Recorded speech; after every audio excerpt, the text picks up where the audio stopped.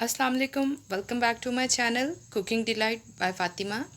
Today we are going to make McArabia.